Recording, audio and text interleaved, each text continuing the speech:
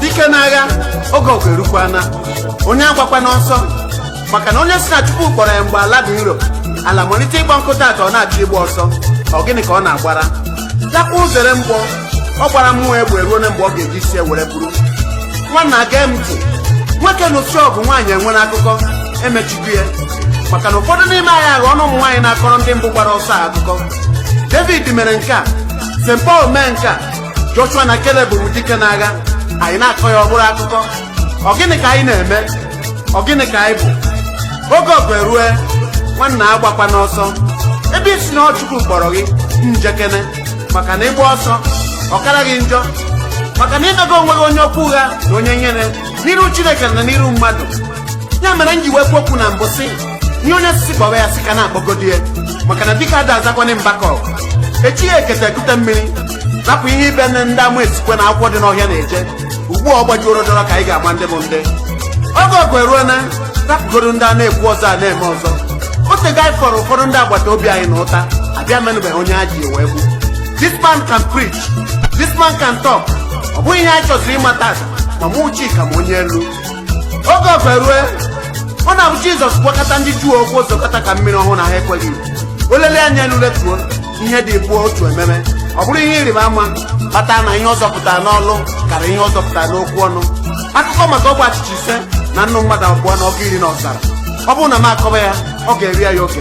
dike n'agha oge ọgụ erukwana ọkọ mere ekwesịla ewe iwe n'oge ya fọdụ nwa ntịtị olue o si n'ike agwụwo ya na Jehova bụ dike n'agha ajọ onye na-ebe akwa n'oge ya fọdụ nwa ntịtị olue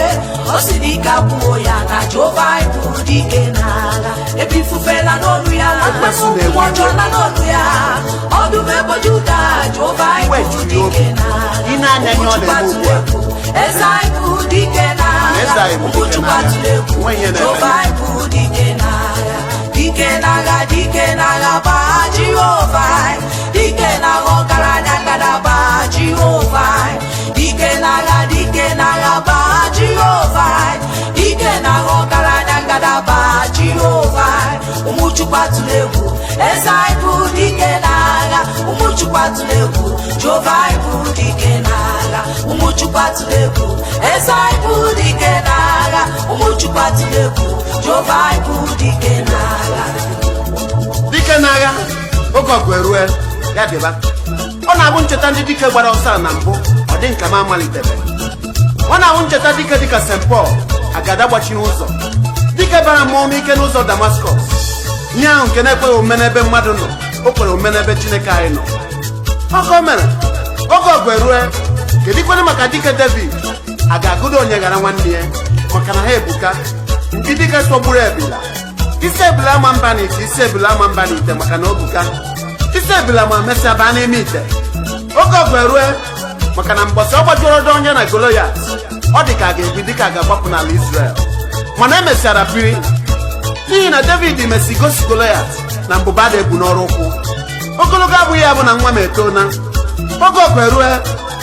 ebe a ka nna wee mara na ike dị n'iche n'iche n'eziokwu kpatara obu ji egbu agwọ